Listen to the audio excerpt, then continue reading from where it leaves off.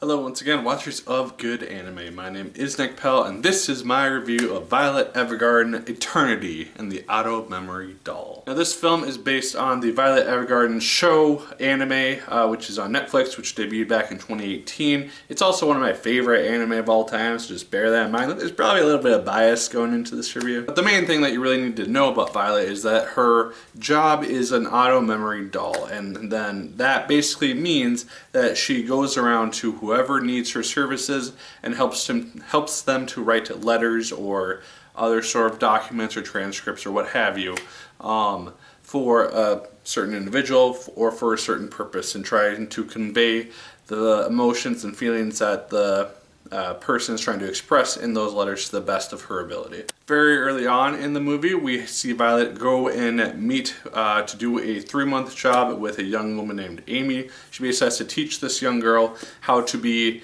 proper and how to have proper manners, how to dance well, and over the course of that job, they form a friendship, and it's really fun to see that relationship develop between these two characters. It's a little bit predictable in regards to kind of where it's going to go, more or less, but I really enjoyed Amy as a character because she has just this really interesting backstory to her, which I almost wish would have been fleshed out just a tad more. They do a lot with it, but I do kind of wish we could have seen a little bit more of it by the end of the film. The animation in this film, fantastic. It's Kyoto Animation. They do amazing work, and I rarely ever, if ever, have had fault with their animation style. It's really good.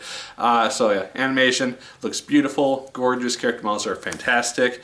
Landscapes are great. Can't really say enough about the animation. It's awesome. The music in this film also just elevates scenes so beautifully. When you have really happy or really intense moments, the music will just stand out in the background and just elevate those scenes so much more. And just the instrumentation, the strings, and just the general orchestral feel of the music in the background just is really fun to listen to, and just hear coincide with the animation, the backgrounds, and whatever's happening in the given scene.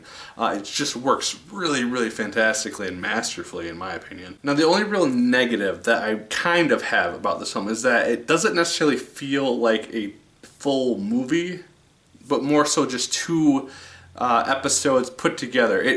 They both have a large overall story and focus on the generally the same main characters, but it does kind of feel like part one and then part two, because there's very much a divide and a time jump somewhere in the middle, and it's very evident where that is, and it kind of makes it seem like, all right, this is part one, this is part two, let's get going. So that's the only real slight negative that I have, but I really like to also see in Violet's role within these two women. There's another young girl who shows up in the second part, which I don't really want to get into because it's spoiler territory, more or less, but she has a role in both of these women's lives.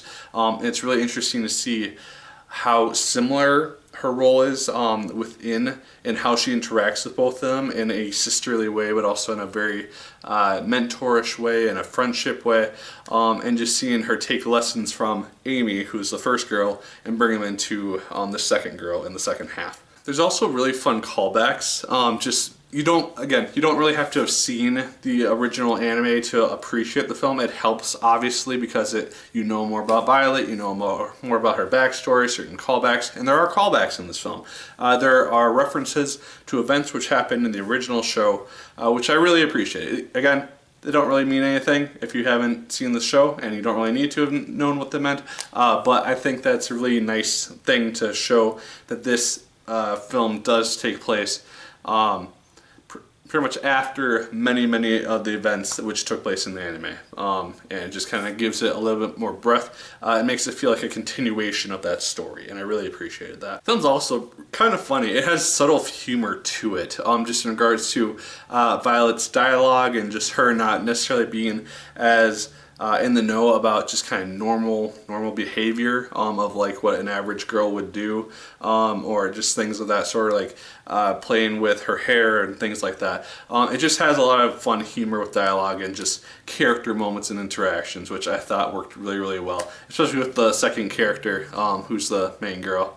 She was really hilarious, really cute. I also like in the second half they kind of focus on the idea of postmen and just how one of the results of their job is bringing happiness to people, because one of the characters receives a letter in the movie, and it reminds her of her past, and just brings her immense happiness that she just reads it over and over before bed and just anytime that she can, and it just, that's ultimately like her goal in life after a point. She was inspired by this postman who brought her this letter, because of how much happiness it brought her. She wants to bring it to other people, and I think that's a cool idea, and something which you don't really see too much these days, and something which is probably a lot more common back in whatever time period this is set in, probably like the early 1900s or something in that regard. But if you can't tell already, I really enjoyed this this film, Violet Evergarden, Eternity in the Auto Memory Doll. It's really good. It's fantastic. 5 out of 5 stars if I was doing grades in these reviews.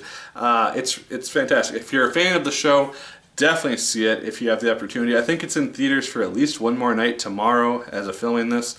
So check that out if you have the opportunity. I had to drive a little bit to get to see it, but I saw it and it was worth it, and I really loved it. So yeah, those are my thoughts on Violet Evergarden, Eternity in the Auto Memory Doll. Let me know yours in the comments down below. Did you love it as much as I did? Did you hate it more than I did? Let me know.